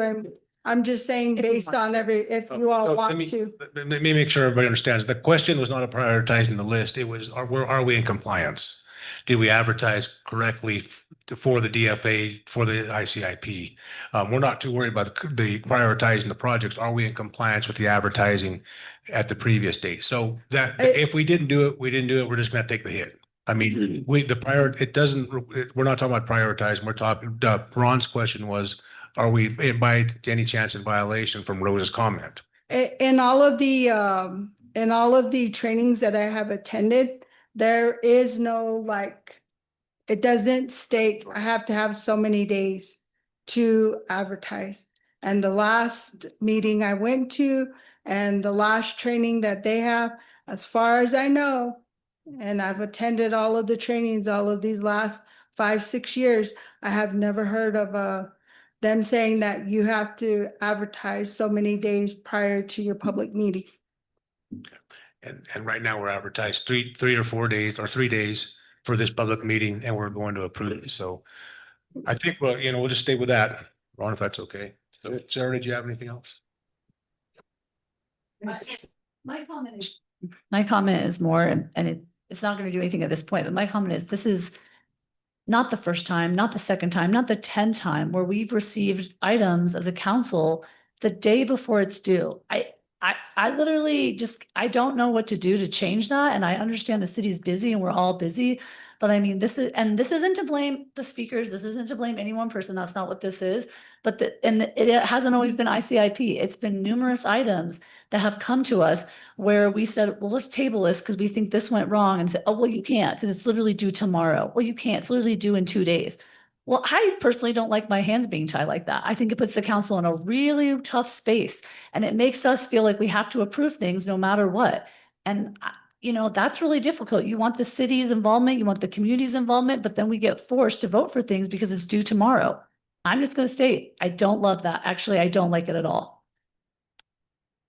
Counselor, I totally agree. And that's, the goal needs to be that we put these things on a calendar and we have a month to 2 month advance. And that's my goal moving forward, as I'm kind of understanding how things work. Yes, I totally agree and totally apologize. We need to do things differently. And so going forward, both for the CIP, the budget, the ICIP, we need longer timeframes. So totally understand your frustration. And And that wasn't to blame you, Keegan. no, but the system needs to change, and that's the calendar, and we need to kind of shift mentality from, us running to the last minute to advance. We have time, everybody has time, the public has time. I understand the public's frustration of wanting to be involved. And then we also need to have more venues, your neighborhood meetings, our meet and greets. We need to have more than one option. And so we need to be more aware of that. So And the totally personnel hear are, you, totally understand. I don't know if, we have the people at City Hall to do all this. We might have to hire somebody else eventually and go ahead to, because of the load that's put on our grant administrators and trying to do an ICIP at the same time. I would love an admin. I would love to, duplicate. I've been saying that all along. We have a lot of grants, and so we also do need more people. So yes, but completely aware of how we need to shift and be ahead of the game, not last minute. Completely understand your frustration. Thank you. Okay, let's continue. You'll be happy to know that I'm very short and sweet in what I'm going to say. Mayor DePauli and councilors, thank you very much for letting me speak to you today. My name is Gwen Wilson. I am the mother of 4 readers. I am a lover of libraries. In fact, I have 5 library cards, and I'm a member of the library site selection subcommittee. And so have been very involved in the whole process with the library. I want to thank Mayor DePauli. I want to thank the councilors, in particular my councilor, Linda Garcia, for her support of the new library and tech center. I think that this administration has the opportunity to do something very exciting and to bring to fruition something that the community has been asking for so many years. So I leave it on you guys to face this exciting challenge and make a new library happen. As Dr. Seuss said in his book, The Lorax, unless someone like you cares a whole awful lot, nothing is going to get better. It's not. And so I'm asking you to consider moving the library to the number 3 priority, because that's so often what they look at. And I would also like to remind you that we do have a conceptual design for the library. That is something that has already been approved by the council and is a lovely conceptual design. If you've not seen it, please go to the library and look at it. Thank you.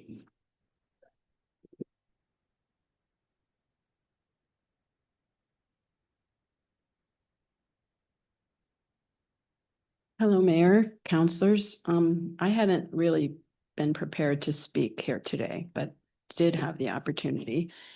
State your name, please. Pardon? Oh, I'm getting to that.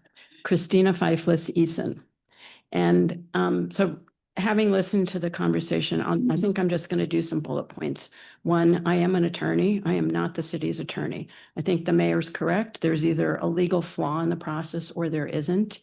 And with that in mind, I think it is necessary that those who have raised the objection are respected as maintaining the objection to the potential unlawful process here. But I'm not going to speak to that other than to say that there's no waiver of that. That's a standing objection. But interestingly, Alicia mentioned that there was difficulty in publicizing the meetings because we don't have a newspaper anymore.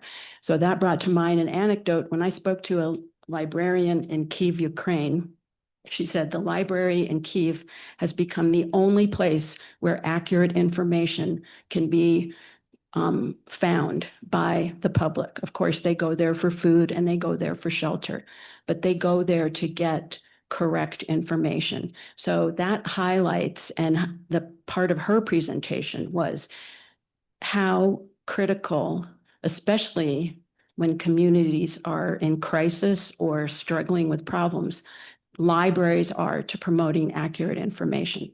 So that is a use of the library that's very critical and hopefully will be incorporated in the new library. Number two is, yes, this has been going on for a very long time. I'm very heartened to hear that there's no hierarchy in the numbering of the top 5 projects.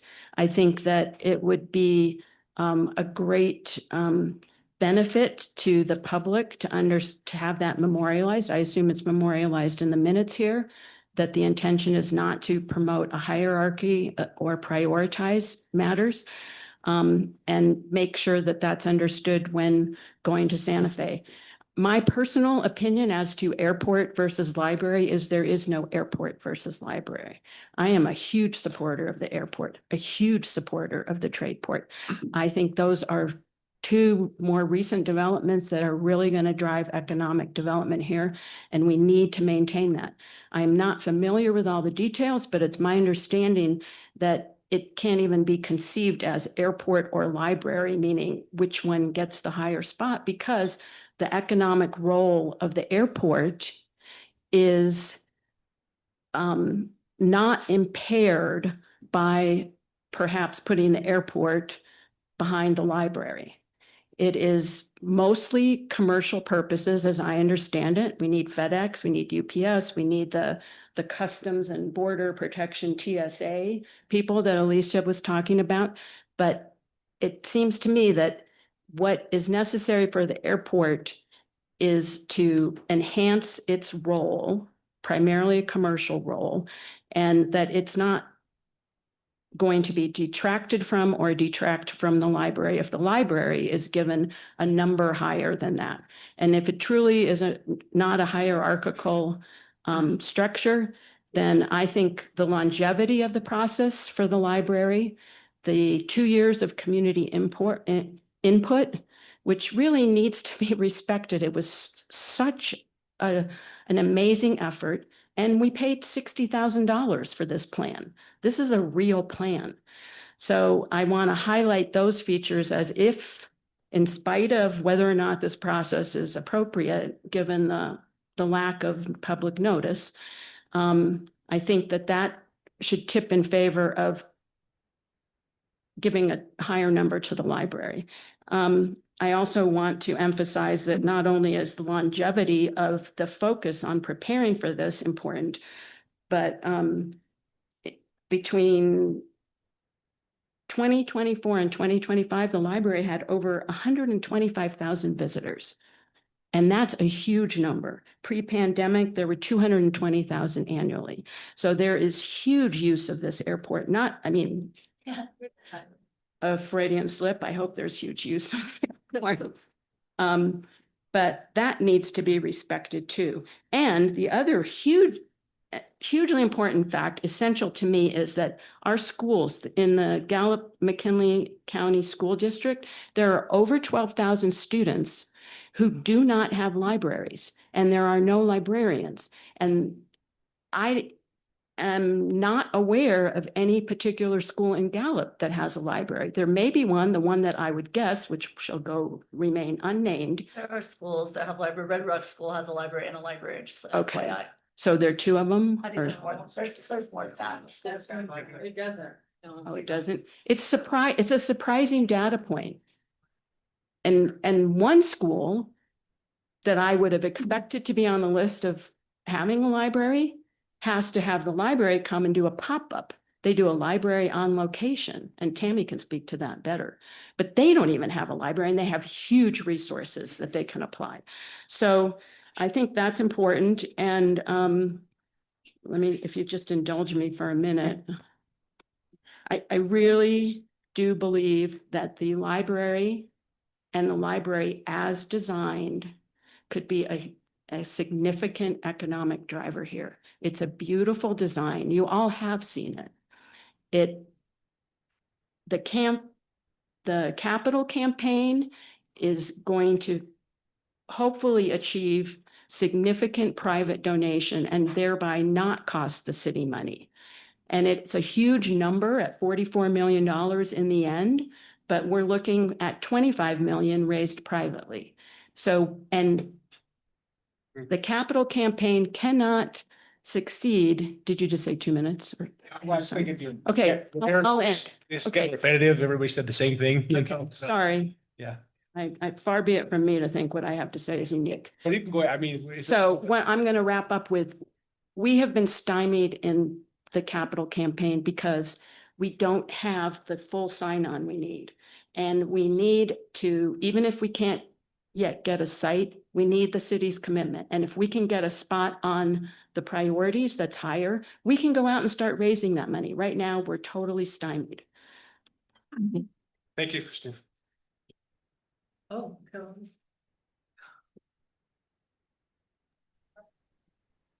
Hello, City Council and Mayor. My name is Rachel Brown, and I am a teacher at Miyamura High School. I wanted to reiterate one of the things that Rose spoke to, which how much of an economic driver the library is. I haven't always had the resources that I do now, and I understand I'm really grateful to have a little bit more money than I used to in my younger years. But when I was trying to get into college, when I was applying for scholarships, grants, when I was looking for jobs, I didn't have internet at home, and that wasn't here in New Mexico, that was in Oklahoma. But the public library was where I could go to fill out job applications, to research different opportunities for grants and for college, for schools. And I think it is an oversight not to look at how much of an economic driver that libraries can be for the people at the bottom who are really trying to improve their lives. We also had different programs on Excel and computer programs at our public library that were very helpful, again, in getting certificates and training for entry-level positions.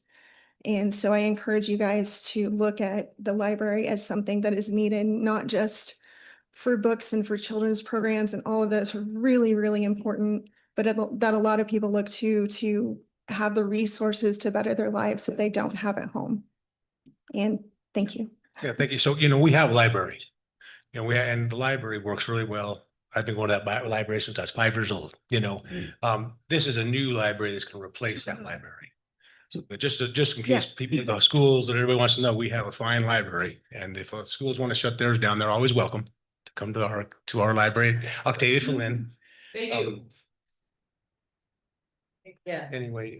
In closing, I would like to add that we are limiting the number of participants we can have in our programs because we have limited space and limited resources.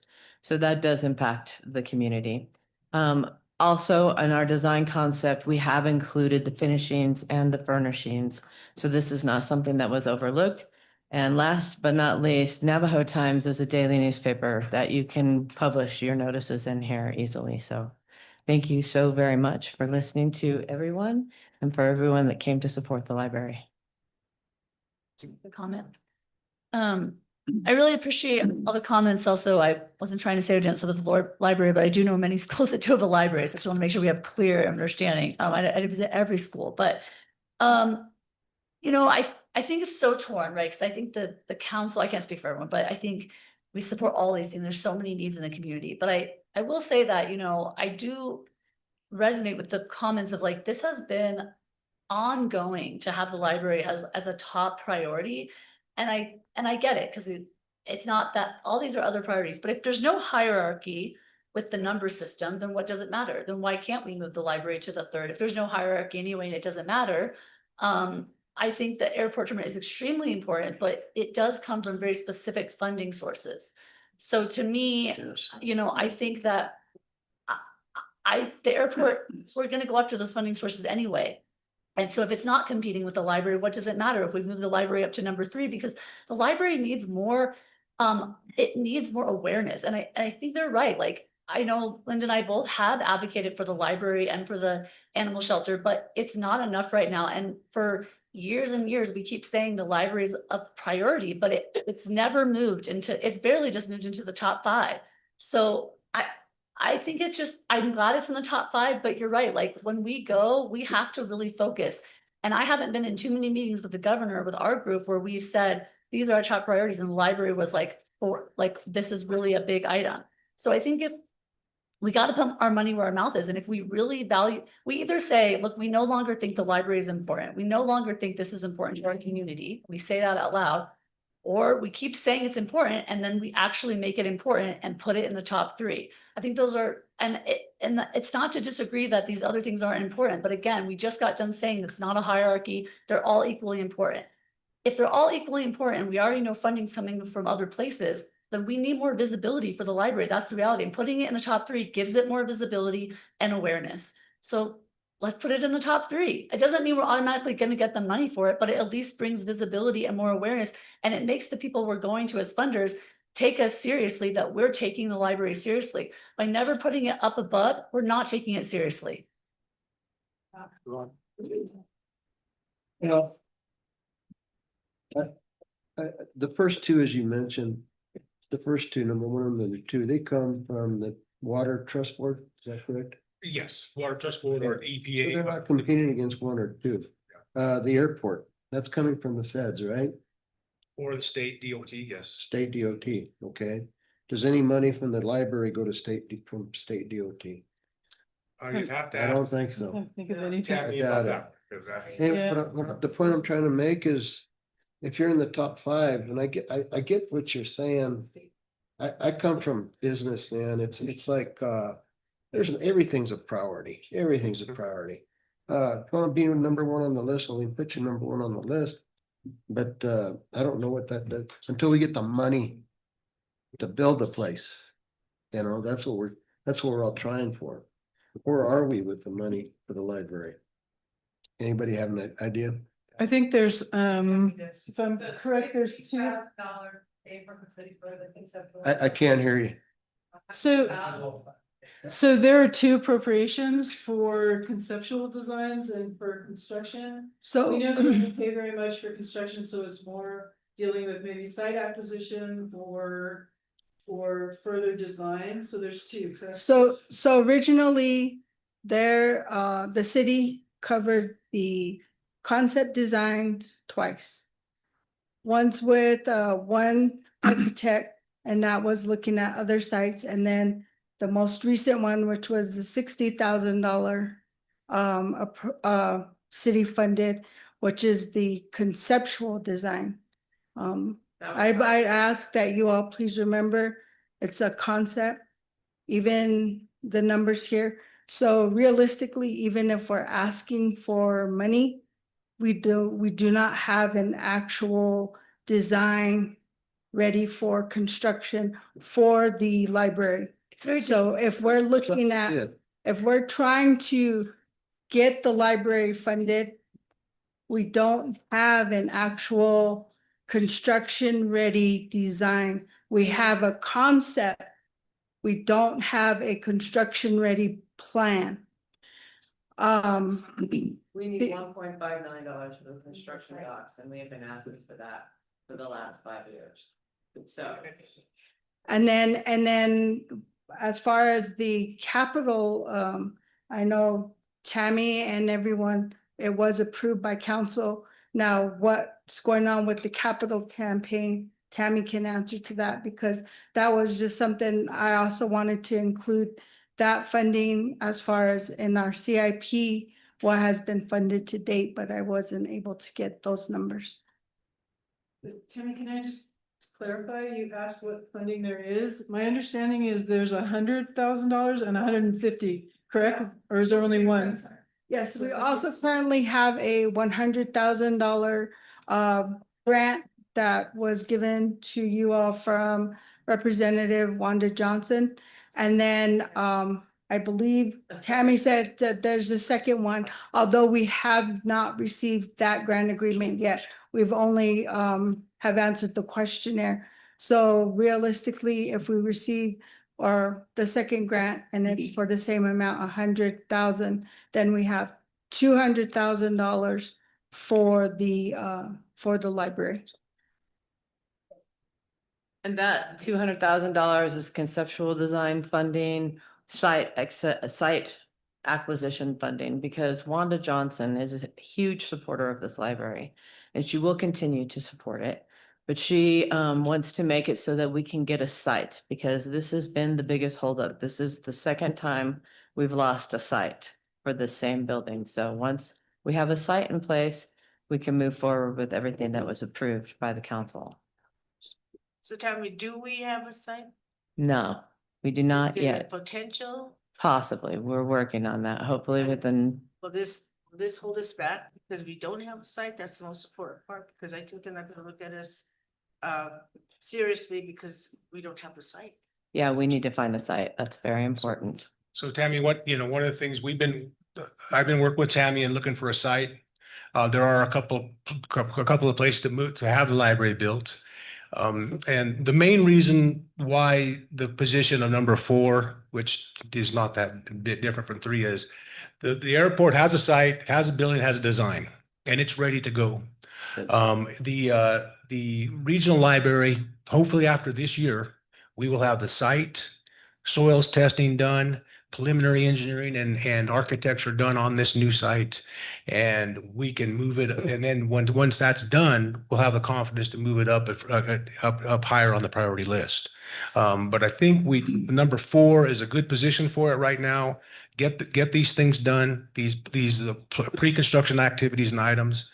Have it ready when we go to legislature and fully support the project. Believe me, I'm going to support the project. And then next year we'll look into see, because it's been a long time and I don't think that it's going from, and we need to keep the airport on a high priority because our next step is to move into construction. So Mayor DePauli, can I ask, are you committing to purchasing the site for the new regional library? Should that come into fruition? Because this site, man? The site, the latest one is between 8th and 9th Street, south of Aztec Avenue. Of course, yeah, there's a commitment, but we have to get the money. because that goes back, so that's the chicken and the egg, right? If we don't have the money for the site, it would have to be up to the city to commit to buying that site. Or the legislative grants or something like that. But yeah, of course, the city will do everything they can to get this site because this site makes the most sense, at least to us. I mean, it seemed like your board seemed like it made the most sense. Because the legislative commitment will not come until the following year. So by then that site could be gone. So that's why I'm asking if the city is prepared to commit to buy that site, should that site come to fruition. That would have to be done through budget adjustments and stuff. If the site comes to fruition, yes, it would have to be. We'll support. Legislative session that will happen, the budget, which starts July 1st, 2027. We would like to go to. You have to, gotta come to a mic. Come on. Again, you guys gotta make comments into the mic. It's really important that we hear your comments. So the question is, because the site is available now, the negotiation is happening now. If we get the site, are we able to commit to buying that, having the city pay for it, showing the city's commitment to this library? Because otherwise, we're still waiting till next year and it's always going to be, we don't have a site, we don't have a design. It's going to continue to be this vicious circle. And my comment was, this is FY 28. So you have an entire year. You have the entire FY 27. And this would go into place if you can get funding for construction or anything else related to infrastructure and capital improvement on that site, FY 28. So this is planning ahead for a site location for the library. We would go to the legislature in January. Yes, to ask for for money. FY 20, with this plan And for then- FY 28. Yeah. Yes. Forgive me, but when there's a property on the market, the seller is not going to wait. They're going to sell it. And that's been what we've been aced out of more than just 2 sites. We got aced out of the Lowe's site because somebody else came in and bought it. So, it's just the reality. I'm not complaining. The reality is this property is on the market now. If I were the seller of that property, I wouldn't sit around and wait. I'd sell it to whoever the highest bidder is.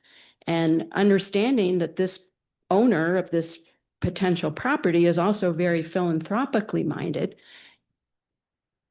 Yeah. That can't be expected to last forever. Right, we're not here to debate the acquisition of the property. So let's continue with our regular meeting. And let me just, last thing, to Keegan's point and Alicia's point, this is more than a concept. And the questions asking what is going on with the campaign, the capital campaign, are answered by the fact that we don't have the stuff to promote. We don't have the site. We don't have the city's commitment. The 200,000 from Wanda Johnson is a commitment. There's also 20,000 from Jimmy Santiago Baca, who's an author. There's, significant support for this. But if I came to you now and said, given what's happening in Gallup with this library, will you all donate $10,000, $100,000? What are you going to ask me? Think of that. Those questions can't be answered. So looking at the DFA guidelines for the ICIP, I just want to let the council know that we are allowed to request an extension to July 31st. We have to request the extension by July 1st, but we could request an extension in order to hold that public meeting and be in full compliance, and just to, for me, it's in the interest of public trust.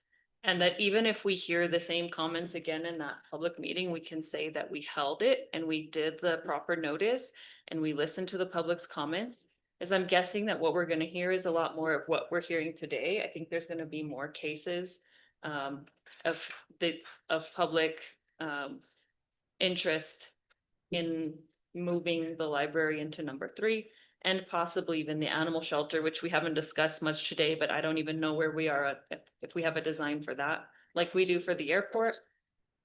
Even if we don't end up changing it, I think it's important to go back and do this properly and be in compliance with the DFA process, and to be able to say that we did our due diligence in collecting all of the public input that was to be heard.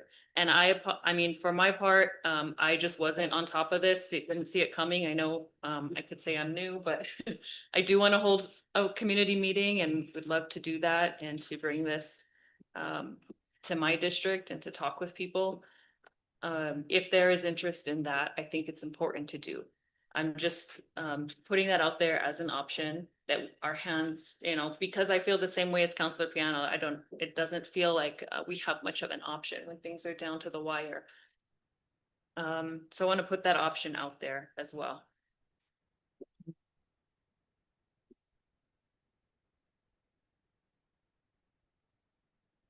Okay, we'll move with a motion to accept the ICIP the way it is. And So we don't want to consider tabling we're- an extension? I don't know if it's gonna make me any difference, will it? It's not the first time people. We could bring it back to our July 14th meeting if we were granted an extension. Again, what we could do is, like I previously mentioned, we can accept the ICP as it is right now.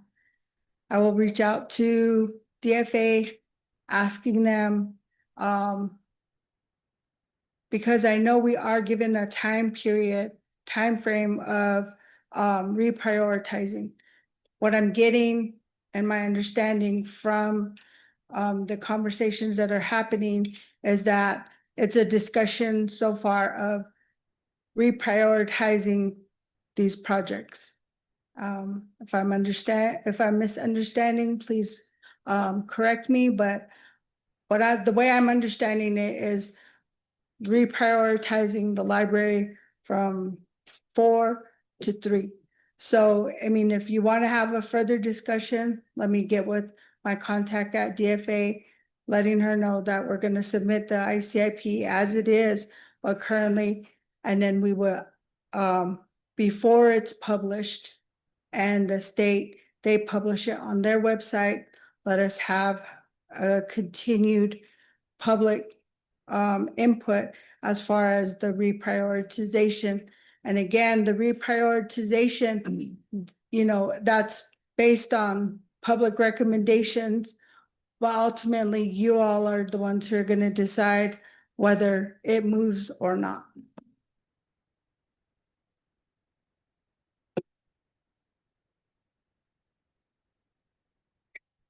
Go ahead.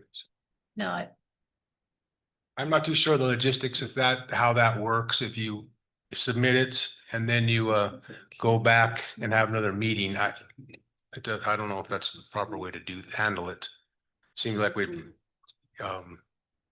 if it's submitted, it's submitted. So Alicia, she's. Mayor, we have in the past asked them to move items up or down the list. They're against adding items, but they're not against moving priorities. But what about continued hearings on that's all. I mean, do you do it with hearings or you do it dartboard? We do. That we're gonna have to figure out how to do the hearings. It was posted on the webpage. It was posted on Facebook. I mean, we go Journey. It'll be past the July 14th meeting just because of the dates to get it published and such. I have no issue with putting it as number 3 and just moving on. We're going to be hitting the separate funds for each of the items. I'm not going to the Water Trust Board asking for a library. But we will be talking to different groups, DFA and other groups, about the library and really focusing on the national level, especially arts programs and stuff like that. So it's not really changing. Put it as 3. I've always been a supporter of libraries. But I am going to say the council needs to come back and look at the conceptual drawing, look at that type of stuff. In this day and age, it's doubled the price of the building type stuff. And we're going to have to really look at those type of things. And we need to be doing it rather quickly so the foundation can be trying to raise the money. So just to make sure, if the regional library is moved up to priority 3, we won't have any further meetings. It Then if somebody with done, I get more people calling in about animal control than I do about the library. So you might have people coming in then complaining that we moved it up that much higher than animal control. We're not going to please everybody. If the council's okay with putting it as 3, let's put it as 3 and move on. And be done with it. We're done with it. Okay, so that's if we're not gonna request an extension and we're not going to hold a different public input session, my recommendation then is I would support that we would move the library to position 3 today and pass this and state that we took public input at this open meeting. I'll motion that to keep it to it's library to 3, Priority 3. priority 3. Just switch them, 3 and 4. Are you keeping 1 and 2 the same or are you shifting the Yes. airport up? Okay, Everything else so is same. 3 Everything becomes else- 4 and 4 becomes 3. Yeah, yes. Okay. Yeah, I'll make that motion. motion to change. Switch, Approve the ICIP and just switch from 4 to 3, 3 to 4. Okay. Second it right? Your microphone on? I see that right? Yeah, It is, I just talk. I guess. Is there a second? I'll second. Counselor Garcia, Yes. Counselor Yazzie, Yes. Counselor Molina. Yes. Counselor Piano, Yes. Mayor DePaul. Yes. Thank you, Mayor and Council. Unless anybody that spoke, there's not a huge amount of notes. Can somebody grab my agenda that has my notes on it? So if you spoke, could you just look and see if pick my notes up? There's a green pen on it.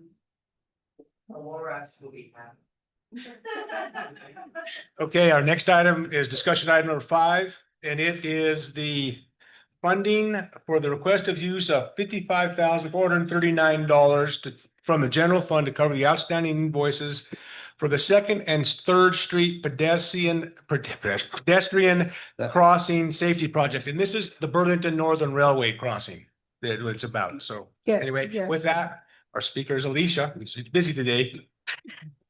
Good afternoon, Mayor, Council. Alicia Santiago, Grants and Contracts Manager. Today we are discussing this item. It was previously tabled back on May 26th. Just a little bit of background. On July 26th of 2022, Council awarded Wilson and Company's professional services design services regarding the pedestrian safety improvements at Second and Third Street grade crossings. The project originated from the city manager's office.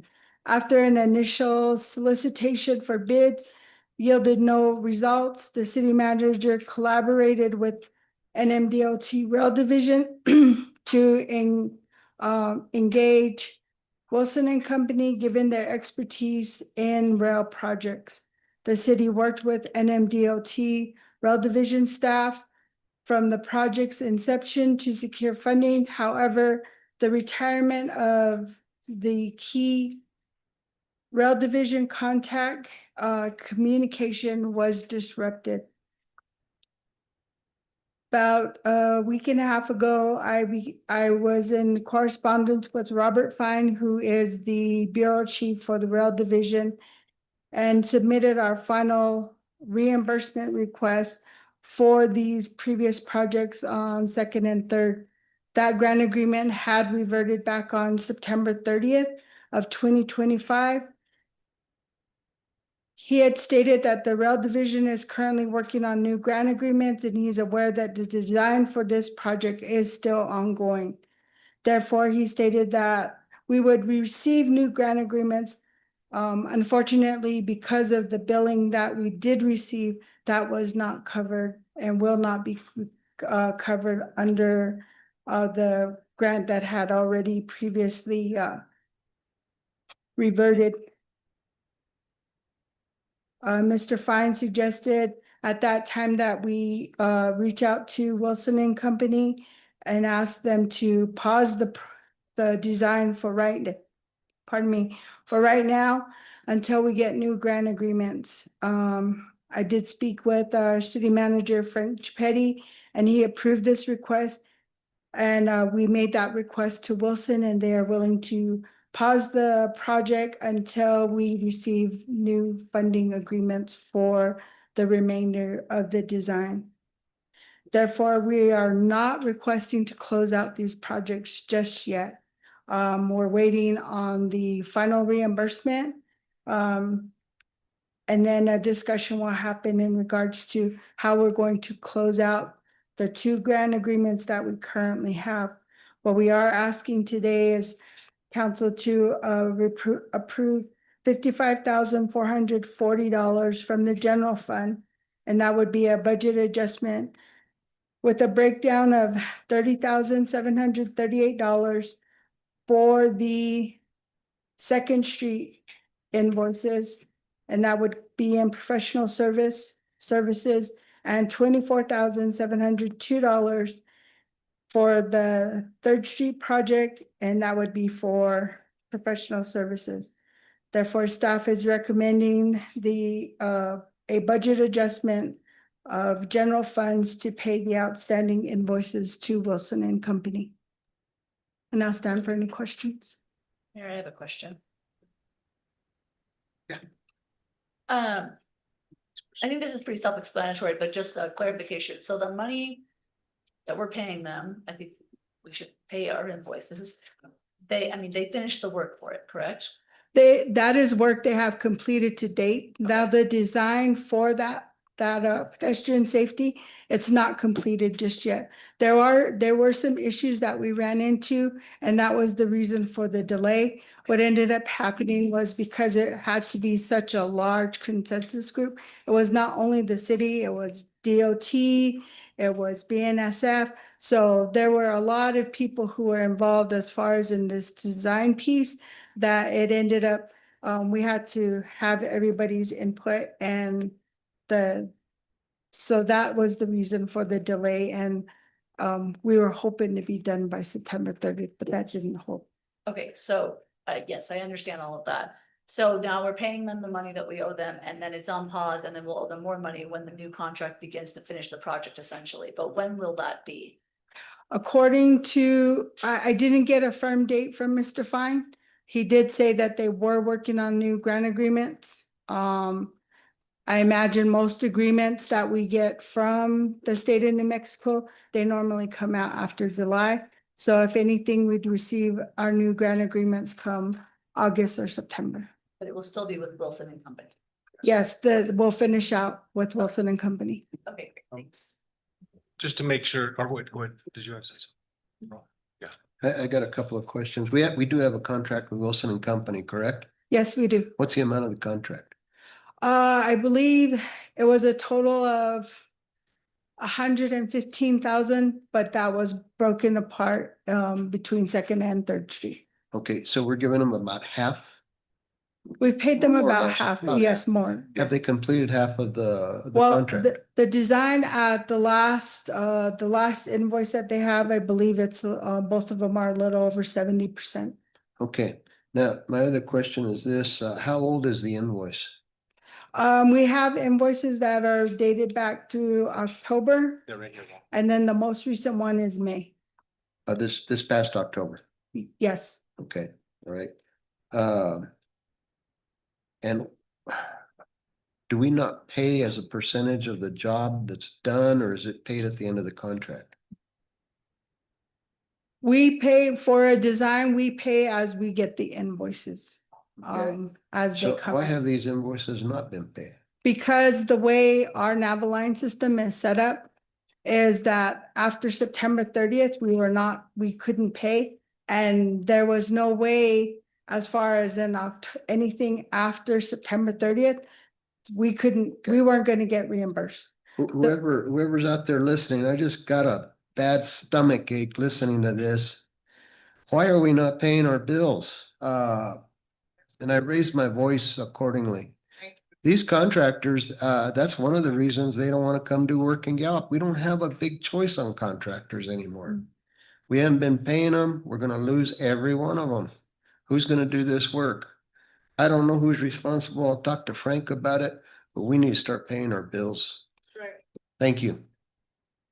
Mark, I'm sorry. No, Frank, thank you. And just to go back, this item, the Second Street and Third Street is priority number 6 on our ICIP list. And it's budgeted $2.5 million. And this is a good example. We expect to get grants to cover that, from the railroad. What is the grant, the one we're waiting for, Alicia? Normally, and the last grant that we received, it was a cooperative agreement. And it was actually funding, and that was the reason why this grant ended in September 30th, because their money was funneling through the federal government. So that's why their ending date is September 30th. Normally, all grants with the state stop on June 30th. But because their money's being funded through federal grants, the ending date on this one was September 30th. And the new grant agreement we expect coming out this week. Well, no, not this week. I'm hoping by no later than September. Okay. Because that kind of seems to be when we get new grant agreements. Mayor, safe streets for all. Safe Streets for All. Is Highway that's where we requested the funds. Okay, thank you. Anything else, anybody? I'd like to make a motion. Approval for the request for the use of $55,439 from the general fund to cover outstanding invoices for Second Street and Third Street pedestrian crossing safety projects. Second. Wait. Can I ask to put the word budget adjustment in your motion? Okay. If not, finance isn't gonna pay it, and then I'm gonna come back in July asking for a budget adjustment. Okay. Motion to request a budget adjustment in the amount of $55,439 for the request of the use for general fund to cover outstanding invoices for Second Street and Third Street pedestrian crossing safety projects. Second. Counselor Molina, Yes. Counselor Garcia. Yes. Counselor Piano, Yes. Counselor Yazzie, Yes. Mayor DePauli. Yes. Okay, with that, there's no more comments, and we'll just have a motion to adjourn. Motion to adjourn. Second. Counselor Molina. Yes. Counselor Yazzie. Yes. Counselor Garcia. Yes. Counselor Piano, Yes. Mayor DePauli. Yes.